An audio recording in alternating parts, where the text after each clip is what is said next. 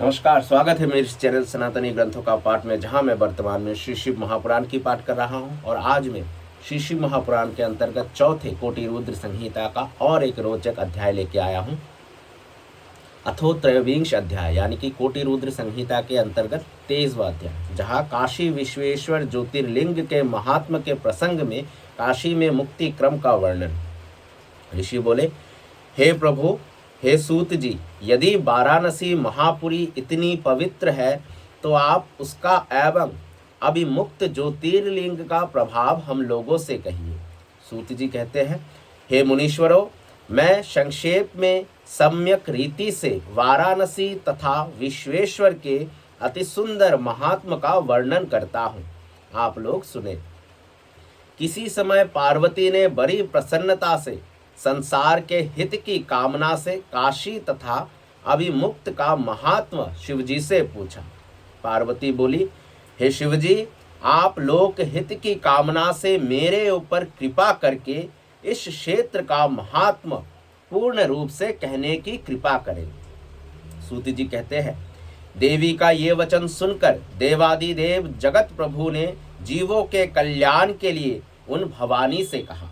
परमेश्वर कहते हैं, हे भद्रे, तुमने लोक का कल्याण करने वाला तथा सुखदायक शुभ प्रश्न किया है।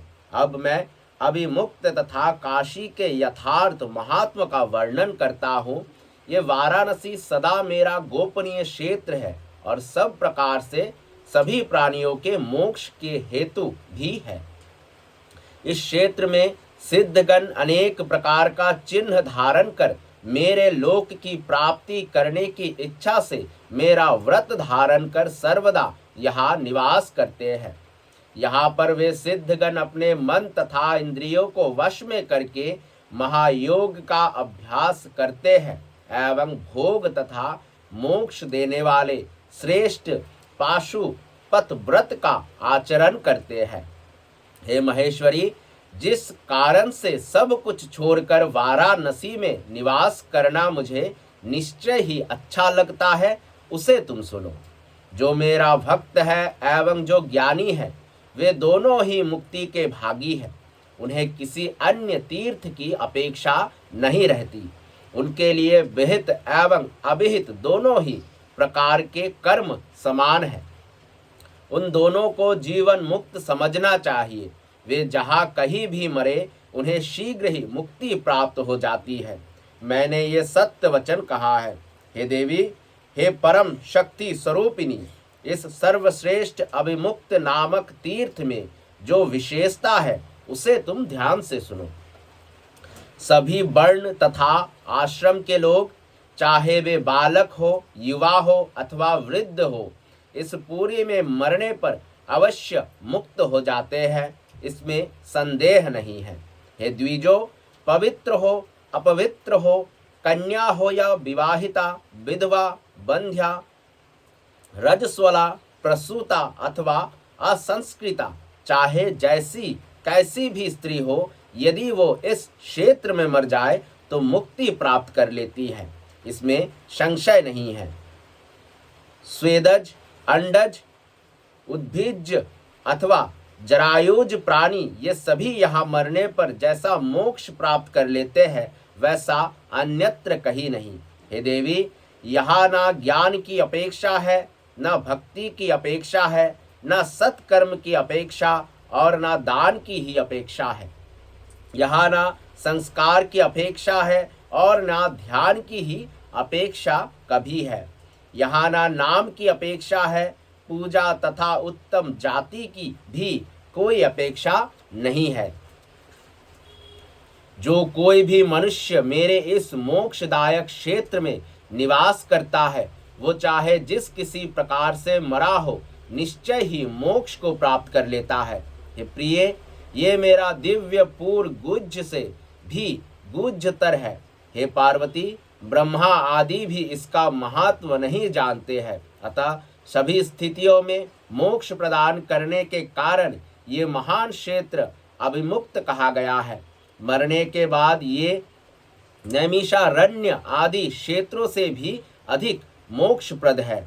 विद्वान पुरुष धर्म का उपनिषद सत्य मोक्ष का सार तत्व समत्व भाव क्षेत्र तथा तीर्थ की उपनिषद अभिमुक्त क्षेत्र को कहते हैं। अपनी इच्छानुसार भोजन, शयन, क्रीड़ा आदि विविध क्रियाओं को करता हुआ भी अभिमुक्त में प्राण त्याग करने वाला प्राणी मोक्ष का अधिकारी हो जाता है। हजारों पाप करके पिशाच हो जाना भी अच्छा है, किंतु काशी को छोड़कर स्वर्ग में 1000 इंद्र पद श्रेष्ठ नहीं है। इसीलिए मुनिजन पूर्ण प्रयत्न के साथ काशीपुरी का सेवन करते हैं और अव्यक्त स्वरूप वाले सदाशिव का ध्यान करते हैं। हे प्रिय, मनुष्य जिस जिस फल को उद्देश्य करके यहाँ तप करते हैं, उन्हें मैं निश्चय ही वे मनवांछित फल प्रदान करता हूँ। उसके बाद उन्हें अपनी सायुज्य मुक्ति तथा अभिलषित स्थान देता हूँ।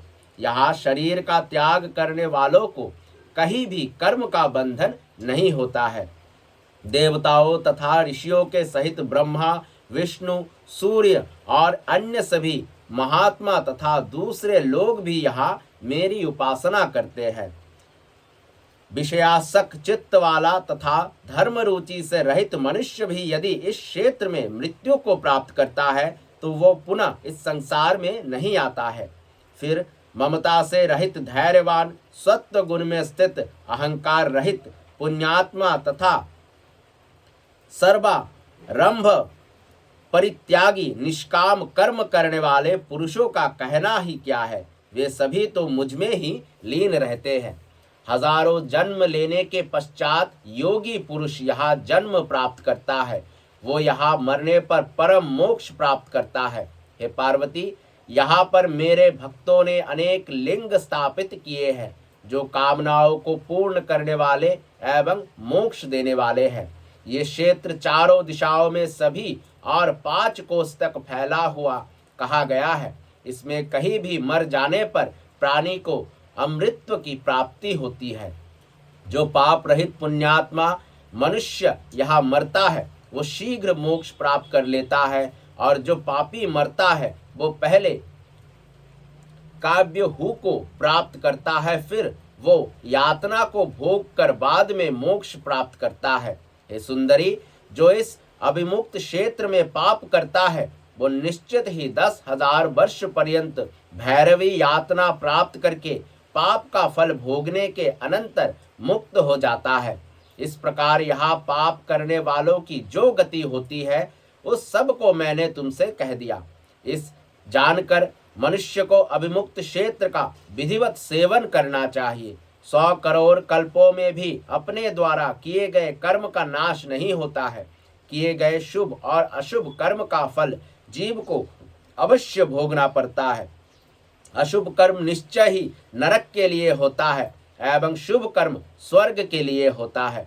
शुभ अशुभ दोनों कर्मों से मनुष्य लोक में जन्म कहा गया है। हे पार्वती, शुभाशुभ कर्म के न्यूनाधिक्य से उत्तम तथा अधम शरीर प्राप्त होते हैं, किंतु जब दोनों का क्षय हो जाता है तब मुक्ति होती है। ये सत्य है।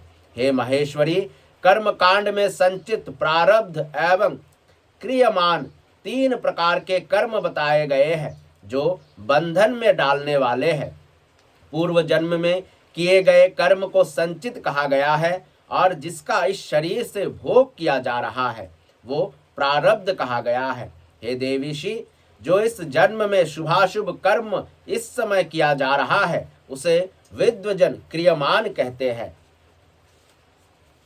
प्रारब्ध कर्म का नाश केवल उसके भोग से ही होता है, इसके अतिरिक्त कोई उपाय नहीं है। संचित और क्रियमान इन दोनों कर्मों का नाश पूजनादि उपाय से होता है। संपूर्ण कर्मों का नाश काशीपुरी के अतिरिक्त अन्यत्र नहीं होता है। सभी तीर्थ सुलभ है, किंतु काशीपुरी दुर्लभ है। यदि पूर्व जन्म में आदर पूर्वक काशी का दर्शन किया गया है, तभी काशी में आकर मनुष्य मृत्यु को प्राप्त होता है, अन्यथा नहीं। काशी में आकर जो मनुष्य गंगा स्नान करता है, उसके संचित तथा क्रियमान कर्म का नाश हो जाता है। यह निश्चित है कि बिना भोग किए प्रारब्ध कर्म का नाश नहीं होता। जब मनुष्य की शास्त्रानुमोदित रीति से मृत्यु होती है, तब प्रारब्ध कर्म का भी क्षय हो जाता है। यदि किसी ने पूर्व में काशी सेवन किया है और उसके बाद पाप किया है तो भी काशी सेवन रूप बलवान बीज से उसे काशी पुनः प्राप्त हो जाती है और तब संपूर्ण पाप भस्म हो जाते हैं। इसीलिए कर्म का निर्मूलन करने वाली काशी का सेवन निश्चित रूप से करना चाहिए। हे प्रिय, जिसने एक भी ब्राह्मण को काशीवास कराया वो स्वयं भी काशीवास पाकर मुक्त प्राप्त कर लेता है। जो काशी में मरता है उसका पूर्ण जन्म नहीं होता, किंतु प्रयाग में फल के उद्देश्य से मरने पर कामनानुरूप फल प्राप्त होता है। यदि मोक्षदायिनी काशी तथा वंचित प्रद प्रयाग दोनों का मरण फल एक ही हो तो काशी मरण का अपूर्व फल मोक्ष व्यर्थ हो जाएगा, और प्रयाग में यदि मरण से कामना सिद्धि ना हुई तो उसका अपूर्व फल भी सिद्ध ना हो सकेगा। अतः मेरी आज्ञा से साक्षात विष्णु भगवान नई सृष्टि रचकर प्रयाग में मनुष्य को मनवांचित सिद्धि प्रदान करते हैं। सूति जी कहते हैं, हे श्रेष्ठ मुनियों, इस प्रकार काशीपुरी का तथा विश्वेश्वर का भी बहुत महत्व है, जो सज्जनों को भोग तथा मोक्ष प्रदान करने वाला है। इसके बाद मैं त्र्यंबकेश्वर के महात्मा का वर्णन करूंगा, जिसे सुनकर मनुष्य क्षण मात्र में संपूर्ण पापों से छूट जाता है। इस प्रकार श्री शिव महापुराण के अंतर्गत चतुर्थ कोटि रुद्र संहिता में काशी विश्वेश्वर ज्योतिर्लिंग महात्व वर्णन नामक 23वां अध्याय पूर्ण हुआ। आने वाले अध्याय अथो चतुर्विंश अध्याय में हम त्र्यंबकेश्वर ज्योतिर्लिंग के महात्म प्रसंग में गौतम ऋषि की परोपकारी प्रवृत्ति का वर्णन के बारे में जो पाठ है उसको पढ़ेंगे। तब तक के लिए धन्यवाद। सांब सदाशिव सांब सदाशिव सांब सदाशिव हर शंभु।